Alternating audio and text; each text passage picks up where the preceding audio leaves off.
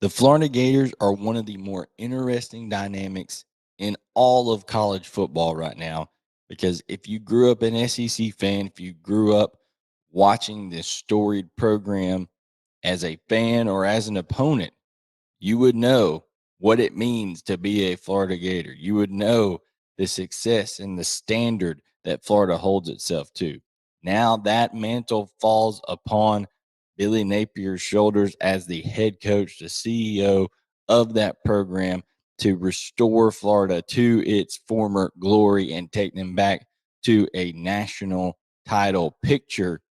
The question is, how patient will the Florida Gator brass be with Billy Napier as he went 6-7 a year ago in his first season? And man, if you look at the schedule the next 2 years, it is absolutely brutal.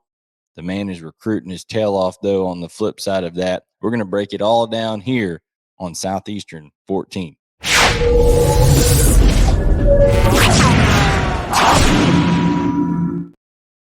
Hello, everyone. I'm Blayne Gilmer. Welcome in here to Southeastern 14, where we are going to talk some Florida Gator football as this season is right around the corner. In fact, the Florida Gators play this month, guys. It is going to be an exciting 2023 season, and nobody's more excited to get that started than Billy Napier and the Florida Gators.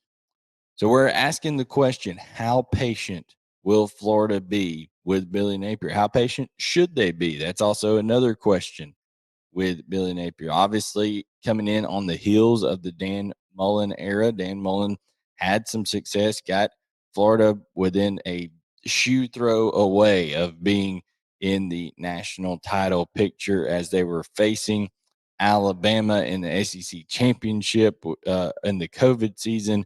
And then things fall apart on him in 2021. They end up getting in a high scoring dogfight battle with the Samford Bulldogs. And then all heck breaks loose. Mullen's gone. And here comes Billy Napier from Louisiana in the Sun Belt, bringing over Montrell Johnson and Cyrus O'Torrance and all these guys with him to Florida last year who helped had any success that they did have. It was helped by those guys that he brought with him. Also, Anthony Richardson. Now, fast forward to the start of 2023, and it's another seems like another bit of transition here. Florida returns just 55% of its returning production from last year. Again, Richardson accounted for a lot of that on the ground and through the air. Now, they do bring talented running backs, Montrell Johnson, as I just mentioned before, and Trevor Etienne back, who is part of the case that Billy Napier can make for, hey, here's why Florida needs to have some patience with the coach that came over from Louisiana, because he is recruiting at a very, very high level. And we're going to get into the specifics of that.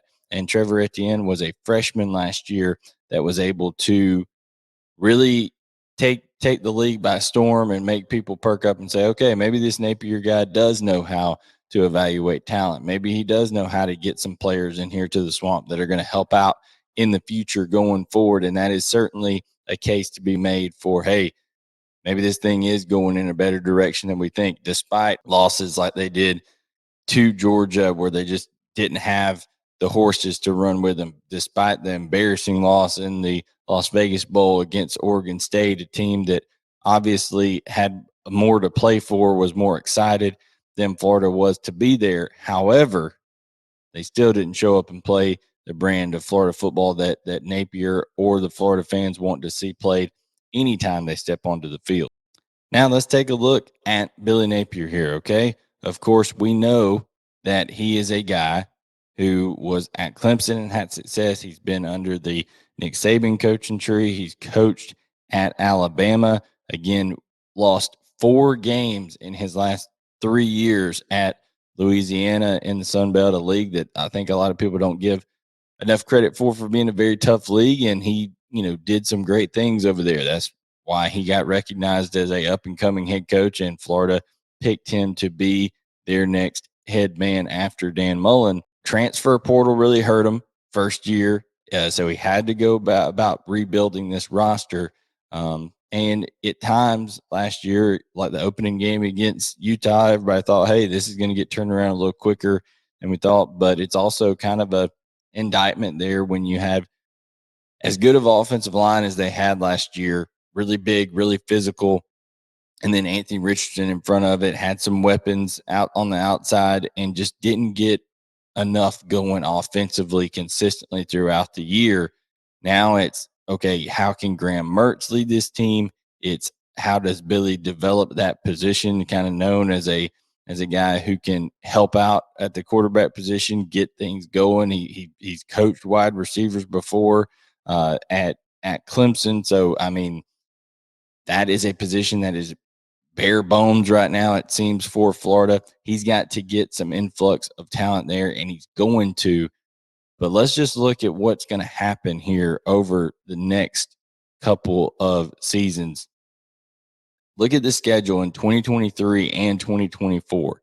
I just want you to look at it and tell me, okay, this is how many wins I see, how many just chalk them up as straight wins that you see for this Florida team, games they'll even be favored in. It's going to be an awfully tough start to the year this year with Utah. Then they host Tennessee week 3. That's a tough game with Tennessee, the way their program is rolling right now. Charlotte, McNeese State, kind of in between those games. Kentucky on the road, tough game now. They lost to Vanderbilt last year. How does that look with Vanderbilt coming down or homecoming at the Swamp? You would think that would be a game that Florida could easily win just based off program standards. But Clark Lee has that Vanderbilt program playing better, has that Vanderbilt program more athletic now. They've brought in, through recruiting and transfer, things like that. They're doing a better job of that program, have a good quarterback in A.J. Swan. So it's not just a gimme game. South Carolina, kind of the connection there between Coach Spurrier being at both programs and things like that. At Williams-Brice Stadium, never an easy place to go. We know what the Georgia-Florida matchup is every single year in Jacksonville. It's one of those, hey, throw the records out the window type deal. Rivalry game, a lot of emotion. So we'll see how they can hold up to the defending back-to-back national champions there. Arkansas, a physical football team that's going to have an experienced quarterback in KJ Jefferson, a really talented running back, and Rocket Sanders coming in with him. At LSU, always tough to play in Baton Rouge. Missouri is super, super experienced this year. And then Florida State, one of the top 5 teams in the country this year. Probably they're extremely talented and loaded with experience.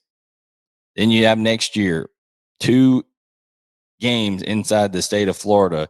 They do get to host both of them against Florida rivals in the first 3 games in Miami and UCF. UCF now a member of the Big 12. So that's 2 Power 5 games right there in Miami and the ACC, UCF in the Big 12.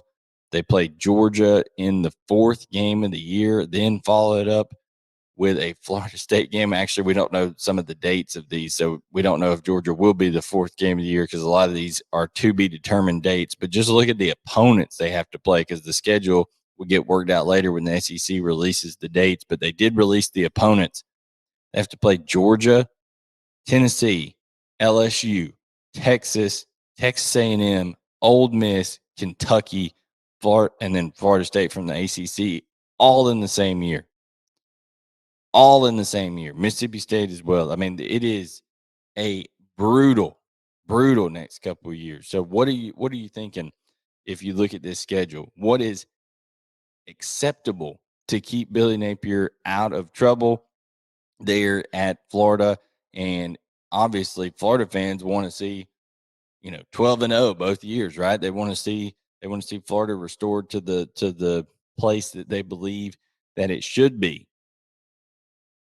But realistically, if Florida, with where the roster is right now, if Florida is able to make a bowl game in both of those seasons, that quite literally may mean that Florida has gotten better each one of those seasons, but the record may have not reflected it. I think Florida this year will be a better football team than it was last year. it may not win as many games. They can be better. They can be more sound. They can be a better program in terms of how they practice, how they go about doing things that Billy Napier wants done. They may be even more efficient at quarterback than they were a year ago. But the schedule is such, it is such a tough deal with going to Utah early on, having the Georgia game, going to LSU. There is so much that is going against Florida just from a logistics standpoint, just from a looking at it on the surface standpoint. But now let's go ahead and go back and look at the recruiting piece of it, because this young man right here is DJ Lagway. And, let's say Florida only wins 12, 13 games over the next 2 seasons. Probably the 6 or 7 of those in the 2024 season are going to involve this man right here in DJ Lagway. And he's going to bring a lot of guys with him from the transfer portal. He's going to bring a lot of guys with him, likely in his recruiting class. He's got Amir Jackson, a talented tight end out of the state of Georgia, 4-star, 6'5", 210, that he's helped draw into this class. A lot of talented linebackers that are joining in, defensive ends. But at the wide receiver position, the area that Florida needs help with the most, they've got Jeray Hawkins coming in, Tawaski Abrams coming in, and Isaiah Williams coming in, all 4-star wide receivers. This recruiting class right now is a top 5 recruiting class and has a chance to finish that way come signing day. That is an influx of talent that if Billy Napier is not retained at some point, I don't know that you keep that kind of talent coming in. So I am all for saying, hey, let's get through these 2 seasons. Let's see where we sit once the dust settles. Coach Napier is building what he needs to build in terms of recruiting, in terms of bringing the talent in. They didn't get the guys necessarily they wanted in the portal this time around, but hey, some talented freshmen like Andy Jean is expected to do some things this year as a true freshman. They did fortify the offensive line a little bit with Micah Mazkua, and they also brought in Kenyatta Goodwin, but they didn't know Kenyatta Goodwin was going to have a family emergency and have to kind of have a hardship case where he leaves the program. They brought in Damian George from Alabama. So can they piece it together? Can they surprise and win 7, 8 games this year? If they did that, if they win 8 games this year, Billy Napier should be the coach of the year in the SEC. I don't care who else does anything else. If Florida wins 8 games this year, Billy Napier should be the coach of the year in the SEC. It's all going to depend on how well that new offensive line with 4 out of 5 new starters can protect Graham Mertz, because he's not going to have as much escapability. He doesn't have just terrific weapons on the outside that can win one-on-one matchups. A lot of the burden is going to fall on Montrell Johnson and Trevor Etienne to get some things done here. That defensive front of Justice Boone, of Cam Jackson, of Chris McClellan, of Princely U, if that front 4 in terms of the jack position, sometimes Princely's hand in the ground, sometimes he's standing up. If the defensive front can get things done and slow down other teams' running games, make sure that they are efficient and getting off the field on third down under Austin Armstrong here as defensive coordinator, that's going to help out a lot, especially with an offense that is going to be more of an efficient offense and less of a explosive offense, in my opinion. So what it all boils down to is how patient will Florida be with Billy Napier. I think you got to at least give him through the 2025 season, let him get a full complement of a couple recruiting classes in here, get all of his guys in the program, quote unquote, his guys, and really see what he can do in that 2025 season, because 2023 and 2024 are absolutely brutal on the schedule. And you would be hard pressed to find many teams in the SEC that are going to come out of that schedule much higher than a 500 record. Maybe a Georgia, maybe an Alabama, or an LSU. But other than those 3 programs, they're kind of the standard right now that everybody's chasing. I think you got to be patient with Billy Napier. You got to give him time. And he's a great man, great person off the field. So great values. So we'll see how much that translates over to success. Nice guys, been plenty of nice guys that haven't had the success that maybe they were desiring to have in the SEC. Give us your thoughts. Tell us how long you think Florida should wait on Billy Napier to have some success there at Florida. And what do you think about this upcoming season? Guys, we're going to be previewing every single game, making predictions this season. We have all coverage each morning of SEC football. Chris Lee, Blake Lovell, they do a great job not only covering SEC football with me, but also SEC basketball, whether it's off-season news or as the season gets closer, those games being scheduled, SEC baseball, it's all right here. So like, subscribe, turn on notifications, and we'll catch you guys next time to talk more SEC football here on Southeastern 14, your place for daily coverage of SEC sports. Thank you so much. I'm Blayne Gilmer, and we'll see you next time.